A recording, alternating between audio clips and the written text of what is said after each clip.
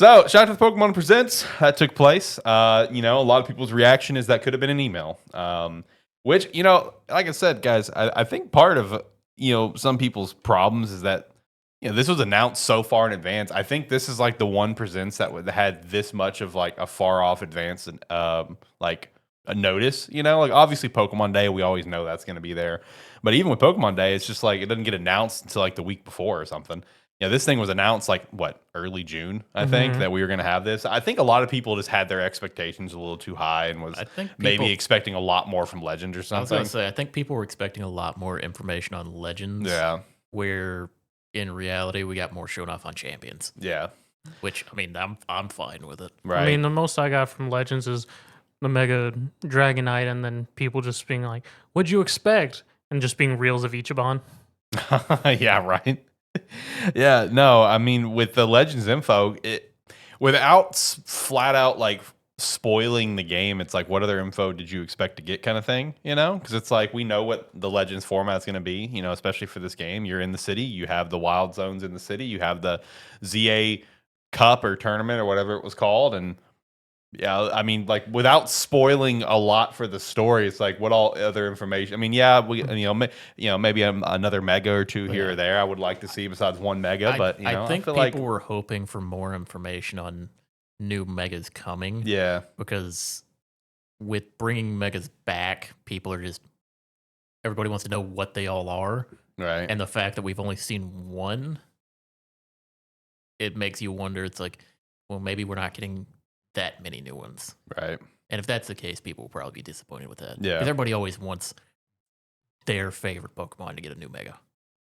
Yeah, I will say the leaked list of megas that like came out in February from like all the major accounts that leak stuff. I mean, it was a fine little list. I think remember. It's 20. I think it was 20. I'm excited for the list if it's true, because some of my favorites are going to get megas like Drampa. That's cool. I love Drampa. Drampa's awesome. Phalanx would get one too. That's cool. I think Phalanx is a really cool Pokemon. So a few of my favorites are going to get some megas if the list was true. And, Dragonite was on there. So we can hope that it is true. But, I mean, it would have been cool to see maybe one other mega, maybe the starters or something. It's a fucking doofy-looking Dragonite, too. I see what they're going for though, because I mean, it's like they said in the presents, they're taking inspiration from Dragonair, so it's like there are parts of Dragonair that's now a Dragonite. It still looks doofy. It does look doofy, but I'm about it. Dragonite looks doofy. They should have just gave it Ichiban's head, I guess, from what people's reels are telling me. Based on what you guys are saying and based on the reels I've seen after that, I was like, okay, maybe the Ichiban joke isn't too bad of an idea. See. The thing is, Dragonite's always been kind of doofy looking, but it's like, it's Dragonite. It's what do you expect? It's the Gen 1 dragon. It's the like, OG dragon. It is what it is. Yeah, but, I mean, I would have tried to make him look cooler. I like it. I like the design. I'm not a fan. I mean, I'm not going to use it, but I like it. Yeah, he likes it. He ain't ever gonna do it in. It's never on his team. Well, yeah, because it's not gonna be on my team. Because if Drampa's getting a mega, I'm using Drampa. I love my Snoop Dragon, so I'm gonna use him. That's my dog. But no, in terms of the Pokemon ZA information we got, I mean, we just got to see, I guess, the main like faction team you'll be a part of, Team MZ, which their whole goal is to protect the city as well as your antagonist team, the Rust Syndicate. They did show that the full trainer customization is present. Because like I know with Scarlet and Violet, that was one complaint I saw from people where the customization was there, but like not as over the top as even what Sword and Shield was, and especially X and Y, which X and Y with like personalization, like that's one of the aesthetics of the Kalos region, So full customization there for trainers, which that's fun, that's cool. Photo mode, side quests around the city. Just it said like, oh, helping out people in need, or that you could use there. I'm like, okay, so a lot of BS fetch quests, probably similar to the first Legends. I mean, it's gonna be a lot of similar stuff. It's like, hey, I need X number of this mod, or I need you to go collect this many of that, or hey, run around the city and grab these couple items and bring them back. Yeah, or like one they showed off where it's like I don't remember if it showed like dialogue or not, but context clues. There was one that's just like, yo, I need you to get this trash out of here. Because literally, like in the shot, you see a Trubbish behind him, and then the next shot was the trainer walking, and three Trubbish was following him. So I'm just like, are we cleaning up trash out of the city? It's like, oh man. It did show that Mabel is going to be the director of the Pokemon Research Lab, which that's a pull from X and Y. Mabel was one of the admins for Team Flare, which also like the Team Flare logo was actually like on her chair as well, but it was like blue, like recolored, whatever. So she's turned over a new leaf. And then I'm drawing the biggest blank on the Mons from Legends Arceus, like the big ones that we could go to attack. What were they called? I don't remember. Alphas. Alphas, thank you. So the new alpha seems to be Rogue Megas. Well, because the Rogue Megas was also where they showed like them being like the giant. Yeah, it's their version of like the Dynamax, the Crystal Dens, all of that. Yeah, and it looks like it's it seems like every kind of generation that they kind of move more towards like these big boss battles. Yeah. In a way, but in this one, since they have kind of like this weird, their combat is kind of combat like movement weird system. Yeah, combat movement system. Like some of the attacks had like hit the ground around them, and it looked like you had to move around and stuff like that to avoid some of the stuff. Right. They're so close to just making MMO raids. Well, in Pokemon. It's like it's kind of getting more towards that for like these big boss battles. It looks like so they look interesting. It depends on how annoying those are. Right. Yeah, no, I mean the Rogue Megas, interesting idea. Limited number of Megas though. So that is something to kind of keep in mind with the idea of the Rogue Megas. Because with the Dynamax dens and the Terra Raid dens, it's like with Terra Raid, you got every Pokemon in the book, right, that could be part of it. Same thing with the Dynamax dens. And with the Dynamax dens, you'd had regular Pokemon in the dens, then you'd have the Gigantamax version of the dens. But like if the Rogue Megas obviously is just the Megas, you got a limited pool there.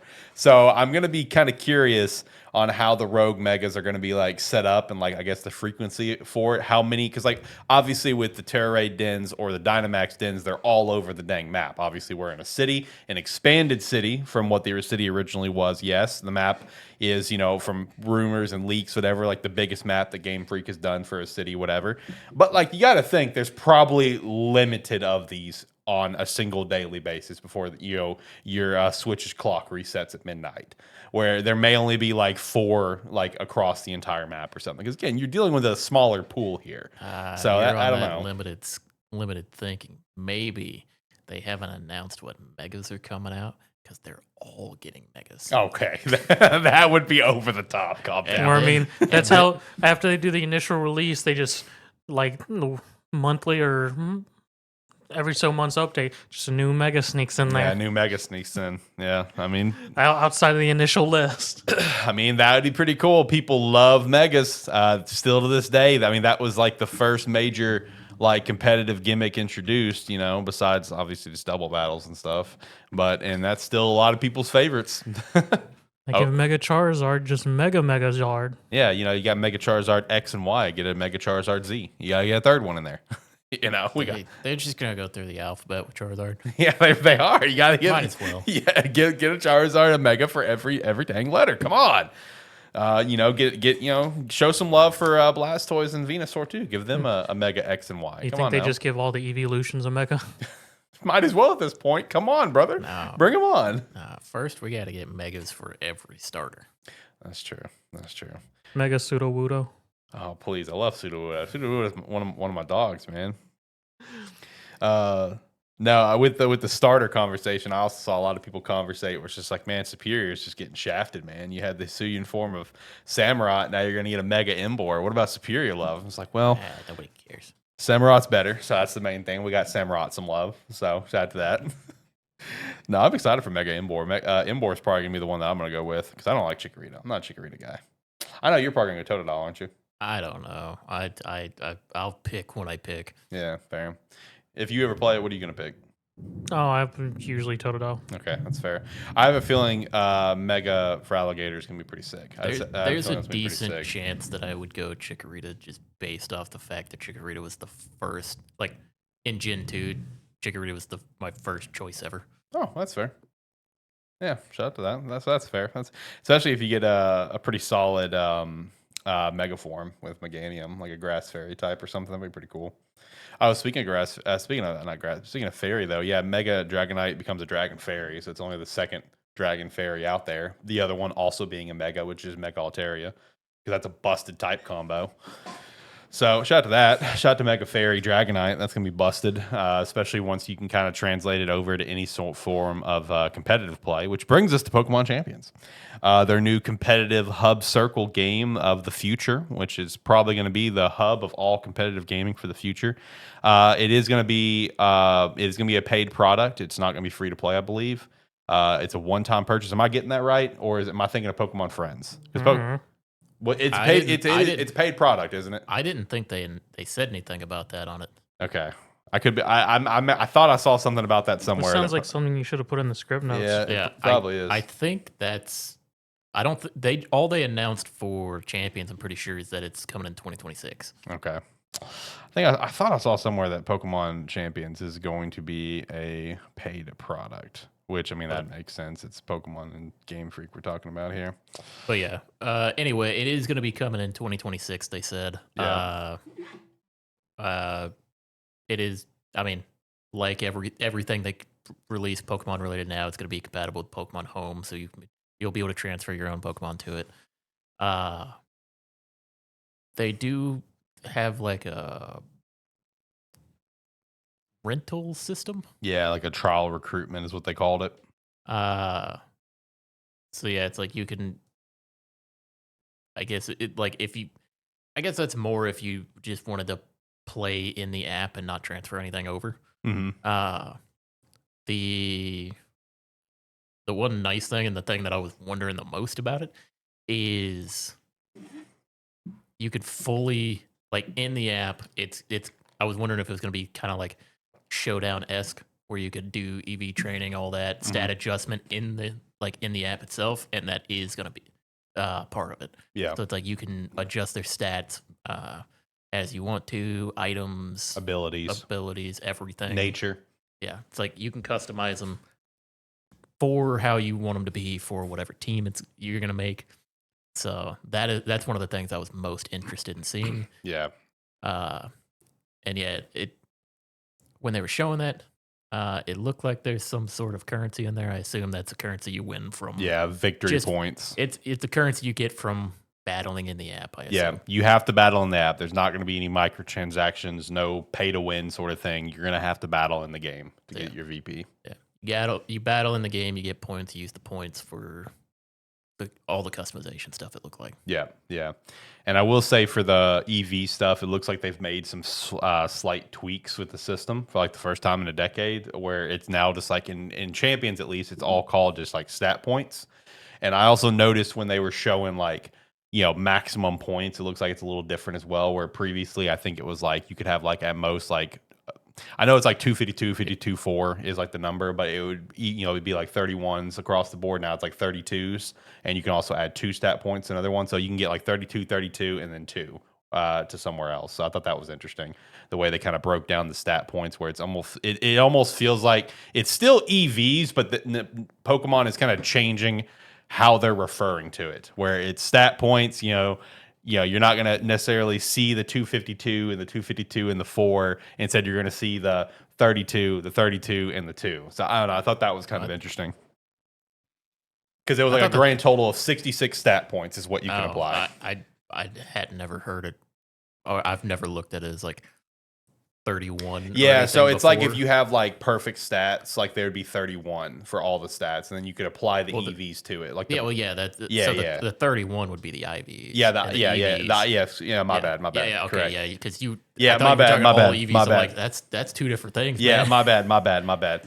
But yeah, no. So I think I saw someone even point that out, and if I'm way off base on this, my bad. I haven't done competitive in a little bit, but I did notice some other people also point out that it looks like it's a slight difference. Where they're just kind of rewording it. Also, just be like them trying to make it simpler, since it's going to be on mobile, so anybody can access it. Right. So easing up the language a bit and also kind of rounding numbers around. Yeah.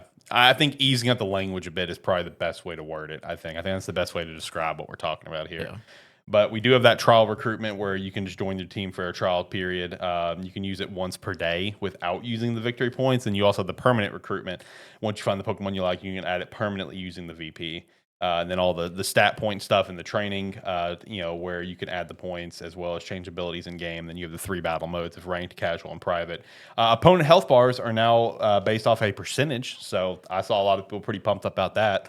Instead of just seeing the health bar, you now can see that they are at 100%, they're at 80% or whatever. So that's helpful, from just stat calculations because these competitive players are freaking geniuses with the numbers and how they break it all down. So that's good for them. You know what my favorite part about that is? If you ever watch any like hardcore like Nuzlocke and stuff like that, when they get in, like when they do all their calculations so they know what it's supposed to be. But since everything's at range, they have to know where it's actually at. So almost all of them have a scaled overlay that they put over the opponent's health bar that breaks it down by 10%. There you go. It's the craziest thing to see in some of them, but it's like that reminds me of that. Yeah, so see, there you go, man. These people, they're going to love the percents in this game, dude. The competitive players are going to love it, dude. We also did get some leaked details. Obviously take all of this with a grain of salt, but this is just some information that came out from some of the normal Pokemon, leak prominent sources that I follow. So apparently the possible release date is January 23rd. Home compatibility will be available at launch, not just, it's it's compatible, they say that and then it comes like months later. You know what I mean? Apparently per leaks, it will be at launch, not a later on thing. The ranked mode will have seasons that last 2 to 3 months with regulation rules. There'll be 350 Pokemon estimated at launch, more to be added each season. Right, and then of course ranked casual modes. Rental teams are available but only in the casual mode, which that was kind of interesting, but makes sense. Where in ranked, it's like, you need to bring your own stuff, but that's of course all leaks. That's nothing confirmed. I think the ranked mode having seasons that last 2 to 3 months. I mean, you think that's too long, just right, or what? It's probably fine. Yeah. I mean, it's one where if you wanted to get into it for a little while, it depends. Like a 2 to 3 month season, it just depends on if they're gonna have different rule sets for how ranked works. Yeah.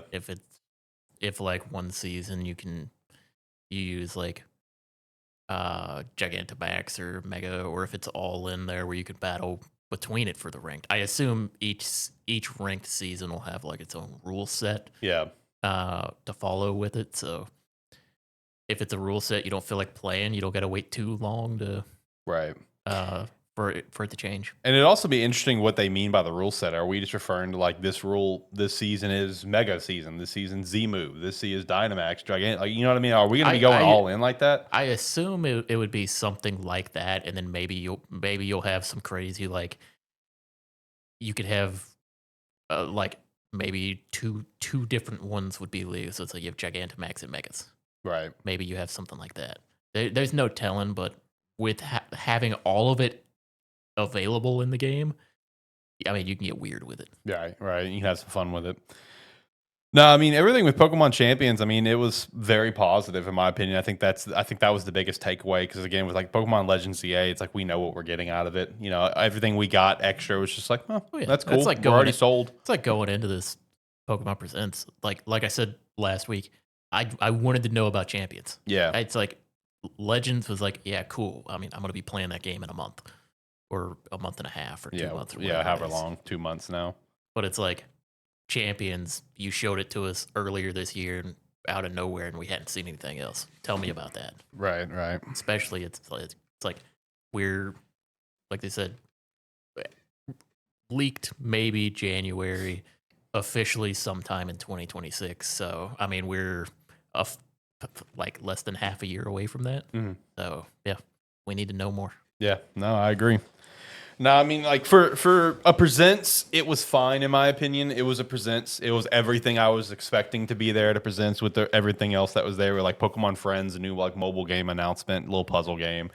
I mean, honestly, this was on par, if not in my opinion, more interesting than what we got for Pokemon Day. Right. Yeah. Yeah.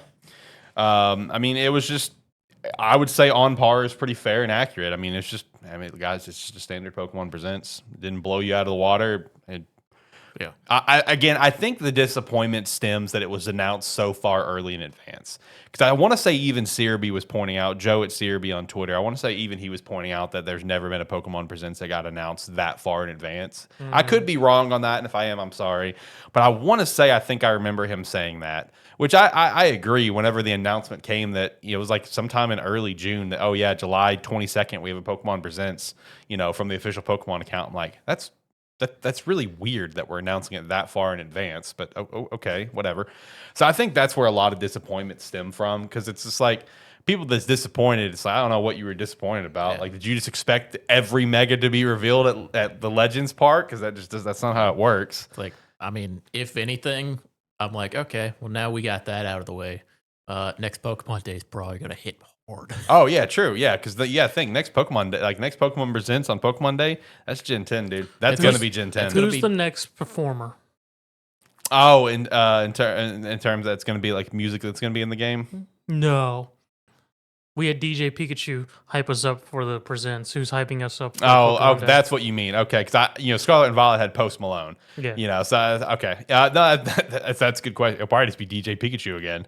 Maybe DJ Eevee. DJ Eevee, come on, that'd be pretty cute. I'd be down for that. Because that's apparently the only thing people really cared about was DJ Pikachu. Yeah, the DJ Pikachu. Yeah. Nah, I saw the where it was like teased that before the official announcement there was the DJ Pikachu where it was like Pikachu looking at like a DJ set and everyone just immediately was like Pokemon Rhythm Game. Nope. No, it's just DJ Pikachu hanging out with you. So I don't know. People jump to conclusions. Yes, they will. That's the Pokemon fandom, baby. That's the Pokemon fandom. Oh, there's a random string back behind that director. Right. It's like, that's different. I feel like with Pokemon, man, it's like the same kind of dissecting of anytime Phil Spencer comes on the screen in his office and he has that shelf behind him, like they pause it and dissect the entire shelf. It's like, what did he add to the shelf today? Oh, look, there's the Xbox Keystone that got canceled. We'll never see that. So it's kind of funny because a lot of times, well, I guess more when we get like a mainline first showcase of a game, you go in depth of it because you're like, I want to know what all the mons they showed in this are. You did that for Scarlet and Violet, as well. You were like digging through the trailer. Meanwhile, I watched it. I'm like, looks like it'll be fun. Yeah, no, and he's so right. Like when we had the Scarlet Violet trailer, I was going through and counting and writing down every mon that was shown so I could get an accurate number of where we're at. So it's like, okay, I think we're currently like 100 whatever mons that's been shown so far. And I'm going to do the same thing when Gen 10 rolls around. I'm just warning you. Meanwhile, like when Scarlet Violet came out, the trailer came out, and I went, I'm going to use that flamingo. Shout out to the flamingo, dude. And I did. But yeah, no, it's one of those funny things with Pokemon where it's like everybody gets way too excited, and then and it's like we never get a lot of information. We never get good information at any of these. Right. It's what comes out in between the announcements. True. No, like I said, it was a fine Presents. I think the disappointment stems from how far in advance it was announced. So I don't know.